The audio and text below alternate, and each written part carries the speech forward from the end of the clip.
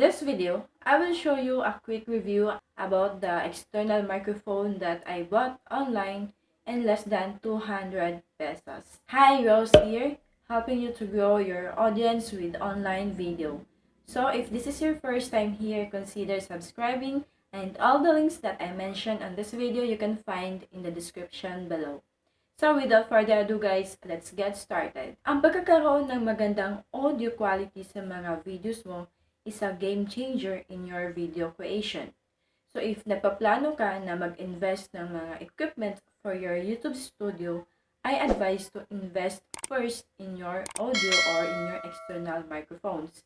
Kasi iba pa rin talaga kapag meron kang built-in lang na microphone in your smartphone or kapag meron kang external na microphones for your smartphone devices. So last year, nung nagsimula pa lang talaga ako sa aking YouTube journey, bumili ako ng external microphone online sa halagang 189 pesos lang. So today, I will tell you my honest review and ang aking honest na opinion about this mic na nabili ko online. And by the way, this is also the external microphone na ginamit ko on this recording. Ang external microphone na to is meron siyang foam windscreen and dito sa loob nito ang microphone.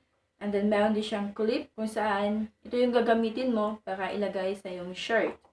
And then it is rotatable within 360 degrees. Okay? Para mas madali at mas easy siya na ilagay sa iyong shirt. At meron din siyang 145 centimeters na cable. It can be plugged in your smartphone devices when you are doing your video recording. So ngayon, itetest natin ang microphone. Ito-turn on ko yung electric fan and let's see kung ano yung magiging output. Alright, ngayon guys, naka-turn on ako yung electric fan. And as you can hear on my voice, andun pa din yung noise coming from the electric fan. So, which means na hindi masyadong nafi-filter ng microphone na to ang mga noise sa surroundings mo. Hindi siya gaya sa mga high-end mic talaga. Okay? Ngayon naman, ito ang aking audio quality without using external microphones. So, nag-rely lang po ako sa aking built-in mic, sa aking smartphone. So, this is how I sounds like. Ito-turn na natin yung fan ulit. Sobrang init.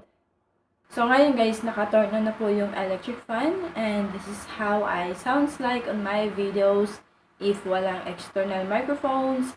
At saka built-in mic lang yung gamit ko sa aking smartphone. Plus the noisy electric fan. Okay? So that you will know kung ano talaga yung pagkakaiba kapag meron kang external microphone at walang external microphone.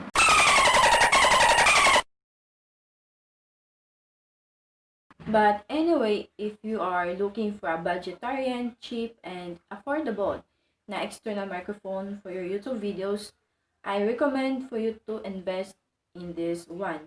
Hindi man niya gaano nakuha yung noise or yung background noise sa mga videos mo, but still, ito lang yung tip ko sa'yo. Kung mag-record ka ng mga YouTube videos mo, make sure na nasa tahimik ka na lugar, walang mga noise sa surroundings mo, unlike sa surroundings ko ngayon, that there's a lot of noise. Nasa apartment ako, and then I have a lot of kapitbahay there. At saka malapit din ako sa kalsada, which is marinig nyo talaga sa aking mga videos, ang tunog ng mga tricycles, mga motors, and a lot of things. Halo-halo na po. So, in my case, this type of microphone is not working on my end. So, that's why I invest into another microphones.